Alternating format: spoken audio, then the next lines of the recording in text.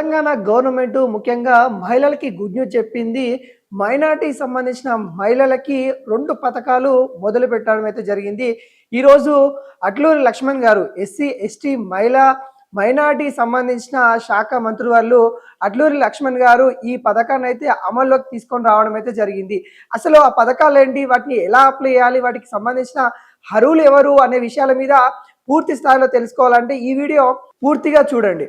ఏదైతే అట్లూరి లక్ష్మణ్ గారు ఈరోజు సచివాలయంలో తను మాట్లాడుతూ సంక్షేమ కార్యక్రమాల కోసం, ముఖ్యంగా మైనారిటీ సంక్షేమ కార్యక్రమాల కోసం కాంగ్రెస్ పార్టీ అనేక హామీలు ఇవ్వడం జరిగింది. దాంట్లో భాగంగా రేవంత్ రెడ్డి ఇచ్చిన మాటలో భాగంగానే ఇప్పుడు మహిళలకి 2 పథకాలు ఇవ్వబోతా ఉన్నాం అన్నట్టుగా తను చెప్పడం అయితే జరిగింది.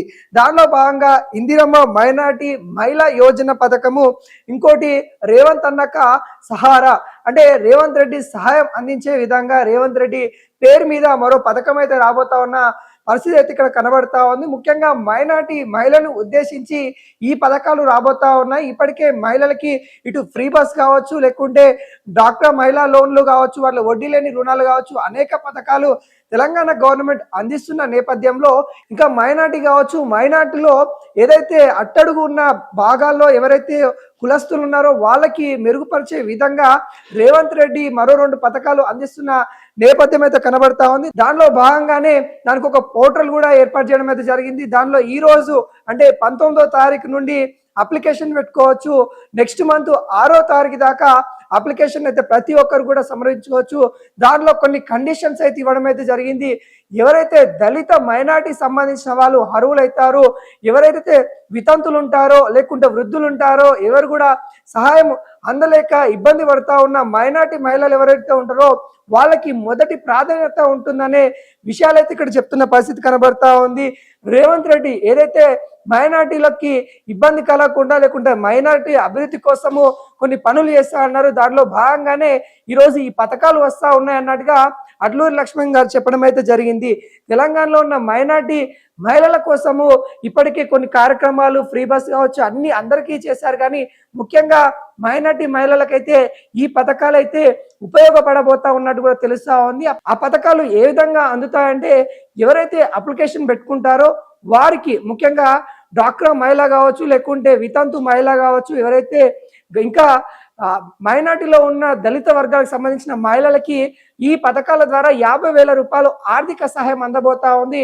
దాని ద్వారా ఇందిరమ్మ ఏదైతే క్యాంటీన్లు ఏర్పాటు చేస్తామన్నారో అదే విధంగా ఈ మైనార్టీ వాళ్ళు కూడా ఏవైతే క్యాంటీన్లు కావచ్చు, లేకుంటే మహిళా శక్తికి సంబంధించిన ఏదైనా ఒక ప్రోగ్రామ్ తీసుకొని, లేకుంటే ఏదైనా ఒక టీ స్టాల్ కావచ్చు, లేకుంటే ఏదైనా బిజినెస్ చేసుకోవడానికి ఎవరైతే వాళ్ళకి సాయం కోసం ఎదురు చూస్తా ఉన్నారో వాళ్ళకి 50,000 రూపాయలు అందించే కార్యక్రమం అన్నట్టు కూడా చెప్తా ఉన్నారు. దానిలో భాగంగానే ఈ పథకం ముఖ్యంగా ఇందిరమ్మ మైనార్టీ మహిళా యోజన కింద రాబోతా ఉంది. 50,000 రూపాయలు ఆర్థిక సహాయము అందిస్తామన్నట్టు కూడా ఇక్కడ తెలుపుతున్న పరిస్థితి కనబడతా ఉంది. మరొక పథకము రేవంత్ అన్నక సహారా, అంటే రేవంత్ రెడ్డి సహాయం అందిస్తా ఉన్నారు అనే విధంగా 1,00,000 రూపాయల వరకు ఎవరైతే అనాథలు ఉంటారో, అనాథలు ఉన్న వాళ్ళకి కావచ్చు, లేకుంటే మైనార్టీ సంబంధించిన దాంట్లో ఎవరైతే కొన్ని ఆశ్రమాలు నడిపిస్తా ఉన్నారో, చిన్న చిన్న వ్యాపారులు ఎవరైతే ఉంటారో వాళ్ళకి ఆర్థికంగా బలోపేతం చేయడానికి 1,00,000 రూపాయల దాకా ఇక్కడ ఆర్థిక సహాయం అందించే విధంగా ఈ పథకం అయితే ఉండబోతా ఉంది. ముఖ్యంగా ఫకీర్, దూదేకుల లాంటి కులస్తులకి ఈ పథకాలు అయితే ఉండబోతా ఉన్నట్టు కూడా తెలుస్తా ఉంది. వాహనాలు కొనుక్కోవడానికి కావచ్చు, లేకుంటే వాళ్ళు ఏదైనా కూరగాయల సంబంధించిన వాహనాలు కావచ్చు, లేకుంటే వాళ్ళు ఏదైనా బిజినెస్ చేసుకోవాలంటే వాళ్ళకి కావాల్సిన వాహనాలపైకి వీళ్ళైతే 1,00,000 రూపాయలు ఆర్థిక సాయం అందించబోతున్నట్టు కూడా తెలుస్తా ఉంది.